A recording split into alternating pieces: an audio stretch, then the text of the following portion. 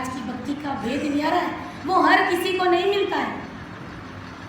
जब जीव का परम भाग्य उदय होता है तभी ये भक्ति मिलती है, बिरले जनों को मिलती है। और हर किसी को ये गुरु महाराज का ज्ञान समझ में ही नहीं आता है। समझ में आना शुरू होता है, उससे पहले भरम आने शुरू हो जाते हैं और वो जीव इस भक्ति से बिछड़ जाता है। इसलिए कहते हैं गुरु की वाणी अटपटी, झटपट समझ ना आए। जे कोई झटपट जान ले तो खटपटी ही गिर जाए। महाराज की वाणी बड़ी अटपटी है, हर किसी को समझ में आती नहीं। तो हम सभी बहुत ही भाग्यशाली जीव, परम भाग्यशाली जीव है अपन। इसलिए हमें 24 ही घंटे सिमरन में लगे रहना है। सिमरन ही सार चीज है और ये सिमरन ही हमें राम जी महाराज के देश की प्राप्ति कराएगी। और सौदागरी ग्रंथ में भी ब्रह्मदयाल आदि सदगुरु सुखराम जी महाराज हमें बार बार चेताते हैं, नाना प्रकार से पद ले लेकर के, कि जीव त्यों भी जीव शरण में आकर के सूरवीरता के साथ में, हिम्मत के साथ में, दृढ़ता के साथ में, साचपने के साथ में, विश्वास के साथ में भक्ति में लग जाए और अपनी जीवात्मा का कार्य करे। इसलिए महाराज ने ये सौदागरी ग्रंथ लिखा है कि हमारा असली सौदा क्या है। इस जगत में तो आ गए, लेकिन अब हमें करना क्या है, वास्तविक काम हमारा क्या है कि भजन करके उस देश की प्राप्ति करना, जीते जी राम रूप हो जाना। लेकिन हम सब जानते हैं कि संसार में, इस जगत में आकर के अपन माया में कितने उलझ गए हैं। हम तो फिर भी सुलझे महाराज का ज्ञान सुन सुन के। लेकिन जो सागट लोग हैं उनके ऊपर विचार आता है, दया आती है कि क्या होगा इन लोगों का।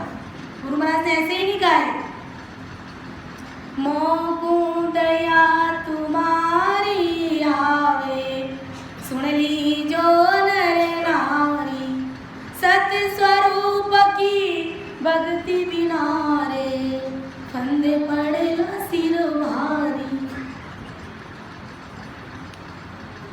मुझे आप सब पर बहुत दया आ रही है। महाराज फरमा रहे, अगर राम जी महाराज की भक्ति नहीं करी तो जमदूत आकर के गले में फांसी का फंदा डाल करके घसीटते हुए ले जाएगा।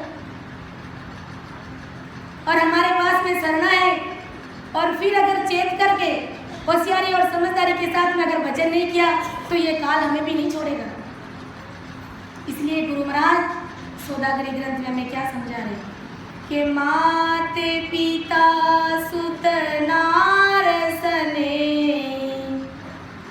इन ठग नगरी जीव मोयो, समझो नहीं मुसाफिर पेनी, जन्म ठगाय रोयो। के मात पिता सुत नार सने, इन ठग नगरी जीव मोयो। ये माता पिता, पुत्र नारी, इन सब के सने में ये जीव बेचारा जन्म मरण में बार बार आता जाता रहता है। इनके कारण, घर परिवार के कारण, इस सने के कारण, इस मोह के कारण वो अपनी जीवात्मा का कार्य नहीं कर पाता है। और घर परिवार के लोग उस जीव को इस तरह से माया मोह में उलझा करके रखते हैं, अपने सने में, अपने मोह में, उस जीव बेचारे को परमात्मा के देश की प्राप्ति करने ही नहीं देते। इसलिए मोह प्रेम ऐसा करो उनको पता ही नहीं चले। मन अपना 24 घंटा, मन और सूरत परमात्मा में होनी चाहिए। फिर भले घर परिवार के साथ में कितना ही कुछ भी करो, कोई फर्क नहीं पड़ता है। गुरु महाराज कहते हैं कि अपनी मायावी विकारी सुखों की पूर्ता कराने लेने में घर परिवार के लोग लग जाते हैं और वो जीव उसमें लग जाता है। दुर्भाग्यवश जीव भी इन माता पिता, पुत्र नारी तथा सनैयों के ठग नगरी में मोहित हो जाता है, ठगी जाता है। कहने का मतलब इस माया मोह की नगरी में ठगी लगे। लेकिन संत किस लिए? संत हमें क्यों चेता रहे? होशियार रहना प्यारे, मत जाना मूल ठगा के। होशियार रहना प्यारे, मत जाना मूल ठगा के। ये नगरी ठगर ठगारी, ठग ले सी दम पिला के। ये नगरी ठगर ठगारी, ठग ले सी दम पिला के। इसलिए संत कहते होशियार रहना, चेत जाना, तुम घर परिवार में अपना जीवन मत खपा देना। ये नगरी ठगने वाली नगरी है, इसमें ठगोरे रहते हैं सब। कोई तुम्हें भक्ति के लिए नहीं जाने देंगे। तुम सत्संग के लिए रवाना होगे तो 1000 विघ्न आ करके तुम्हारे सामने खड़े हो जाएंगे। पत्नी कहेगी अभी मत जाओ, कल और सत्संग है, कल चले जाना, अभी जो मेरा काम है पहले वो कर दो। बेटा कुछ और कहेगा, माँ सा कुछ और कहेंगे। तो ये मोह है और जीव को घेर लेता है, सत्संग के पास में आने नहीं देता, सत्संग में आने नहीं देता है। और जब आ जाता है तो उसकी घर की चिंताएं उस जीव को खाती है कि अगर घर पे रहता तो वो काम कर लेता, यहाँ पर आ गया लेकिन फिर भी मन नहीं लग रहा है। इसलिए संत हमें चेताते हैं कि चेत जाओ, होशियार हो जाओ। ये जीव जब तक राम जी का स्मरण कर सकता था तब तक स्मरण करना समझा नहीं। जब उनके पास में, आज हमारे पास में समय है कि हम भक्ति करके राम जी के देश की प्राप्ति कर सकते हैं, लेकिन कुछ लोगों को समझ नहीं होने के कारण लल पल में अपना समय ऐसे ही व्यर्थ में गवा देते हैं। देखते हैं कुछ लोग इतनी बड़ी सत्संग हो रही है और बाहर भटक रहे हैं, इधर उधर अपना समय खराब कर रहे हैं। ये समझ की कमी है। बाकी सत्संग में आकर के जब बैठते हैं तो आनंद ही आनंद बरसता है। न जाने कौन सा शब्द हमारे इस हृदय को लग जाए, चोट लग जाए और हमारी गाड़ी चेतन हो जाए। पर सत्संग में बैठते हैं कितना आनंद आता है। सतगुरु जी महाराज की कृपा से कितनी ऐसे ऐसे यूँ लगता है कि बारिश तो कहीं हो रही और सुगंध यहाँ पर आ रही। ऐसी ठंडी लहरें आती है सत्संग में, क्योंकि ये सत्य का संग है, सत मार्ग पर ले जाने वाला ये संग है। मारा सतगुरु सारा सेरिया में आवे ठंडी लहरिया, मारा साहिब जीरा सेरिया में आवे ठंडी लहरिया, आवे ठंडी लहरिया, आवे ठंडी लहरिया, मारा साहिब जीरा साकड़िया में आवे ठंडी लहरिया। कब आती है? जब आकर के बैठते हैं और एक एक शब्द को सुनते हैं, धारण करते हैं और सांस सांस सिमरन करते हैं, तब वो सत्संग हमारे हृदय को छूती है और हमारा हृदय पिघलता है, हिया गदगद होता है। तो गुरु महाराज कहते हैं कि जब समय मिलता है तब तक भजन भक्ति और सिमरन करने की बात उसको समझ में आती नहीं, लेकिन जब शरीर छोड़ने का जब अंतिम समय आया और काल का महादुख सामने दिखने लगा, तब मनुष्य जन्म ठगा गया, इसलिए दुखित होकर के रोया। जब शरीर छोड़ने का समय आया, बुढ़ापा भी बीत गया, उस समय जब काल नजदीक आया, अंतिम समय आया, तो जीव दुखी होकर के रोने लगा। क्यों रोने लगा? जमदूत को देख करके रोने लगा कि अब ये जमदूत मुझे छोड़ेगा नहीं। घर परिवार के सब लोग मेरे पास में मेरी सेवा के लिए हाजिर खड़े हैं, लेकिन मेरी तो मौत आ गई, ये जमदूत मुझे ले जाएगा। ये अभी अपने को एहसास नहीं होता है, लेकिन जब मौत करीब आती है ना, उन्हीं को पता चलता है कि अब मेरे साथ क्या होने वाला है। जमदूत की फौज पास में आकर के खड़ी हो जाती और उस जीव बेचारे को बोलने का समय नहीं देते, मौका ही नहीं देते उनको। तो ये घर परिवार के लोग हमारे क्या काम आएंगे? मात पिता तारो कुटुंब कबीलो, राम जी रुटिया सब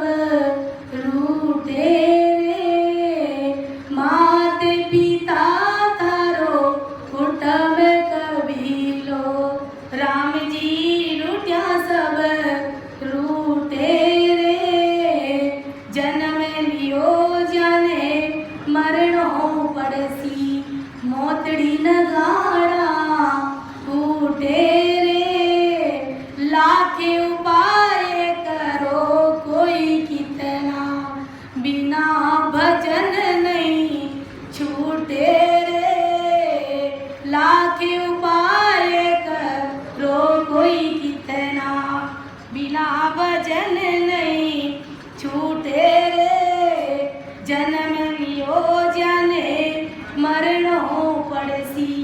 मात पिता थारो कुटुंब कबीलो राम जी लूटियां सब लूटे रे। हम लोग घर परिवार को राजी करने के लिए क्या क्या नहीं करते, कितना उसमें उलझे हुए रहते हैं। हमें ये नहीं पता है कि 700 रुपये पूंजी राम जी ने देकर के भेजी और पल पल में क्षण क्षण में हमारा समय जा रहा है। मतलब ये समझिए राम जी हमसे रूठ के जा रहे दिनों दिन, और राम जी लूटियां सब लूट रहे हैं। घर परिवार माता पिता कुटुंब कबीलों राम जी लूटियां सब लूटे हैं। और अगर भक्ति कर रहे हैं और घर परिवार के लोग लूटे हुए हैं, हमारा कोई कुछ भी नहीं बिगाड़ सकता, क्योंकि राम जी हमारे साथ में हैं, राम जी हमारे साथ खड़े हैं। तो राम जी राजी है तो घर परिवार के लोग राजी है, ये सारा संसार राजी है, ये जगत राजी है।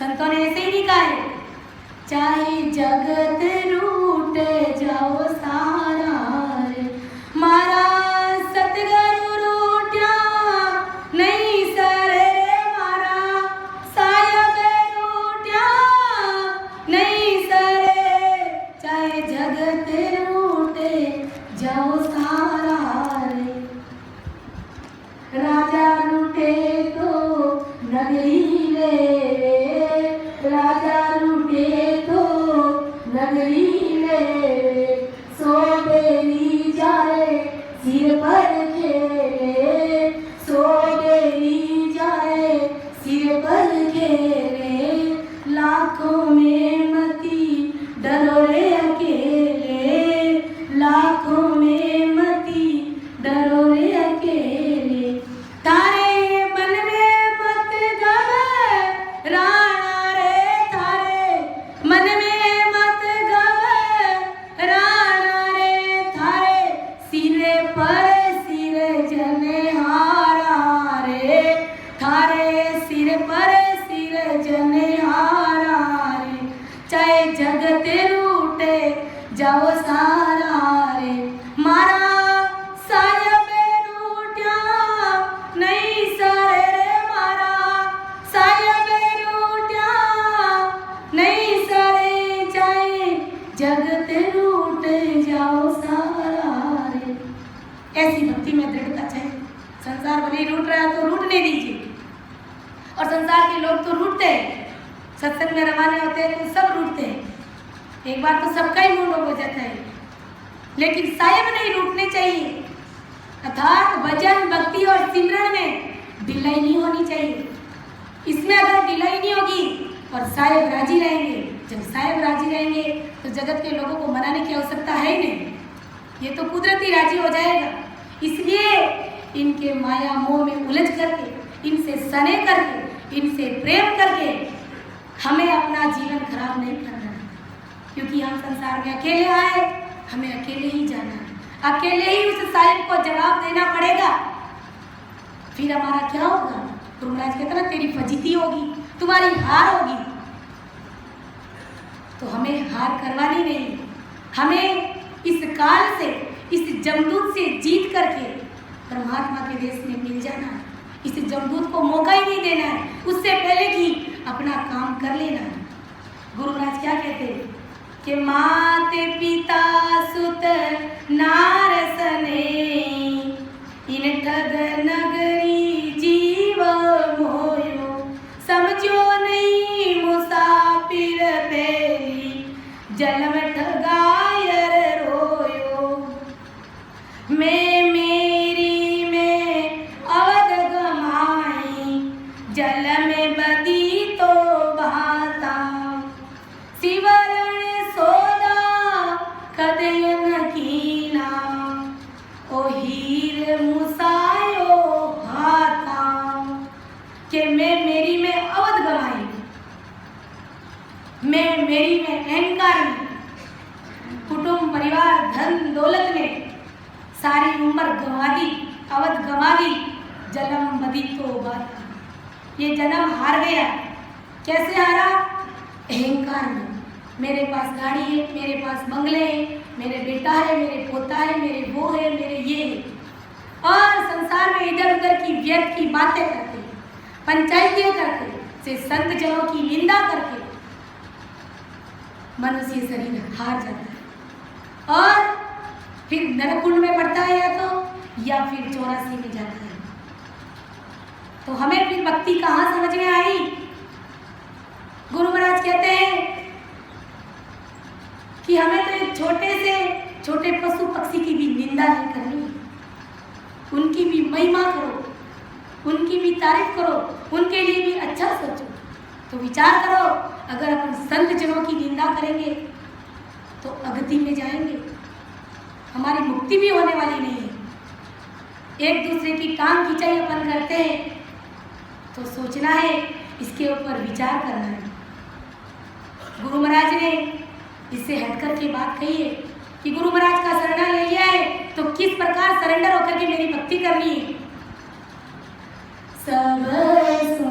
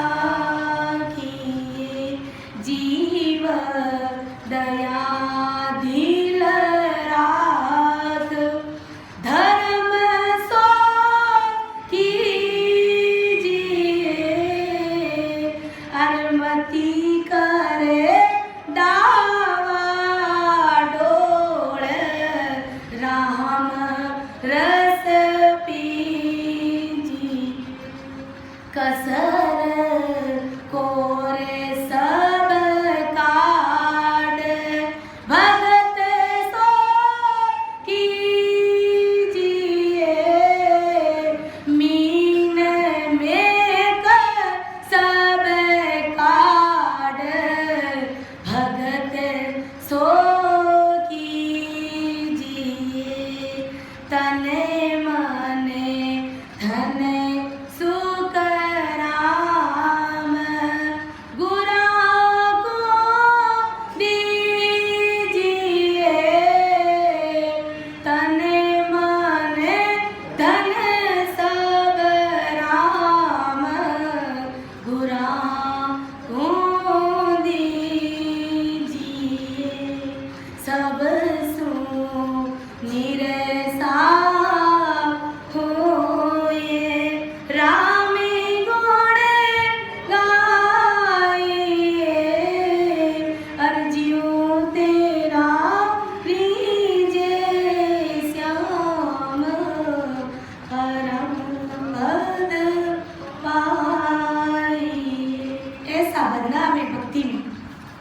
सब सु निरसा होय राम गुण गाइए।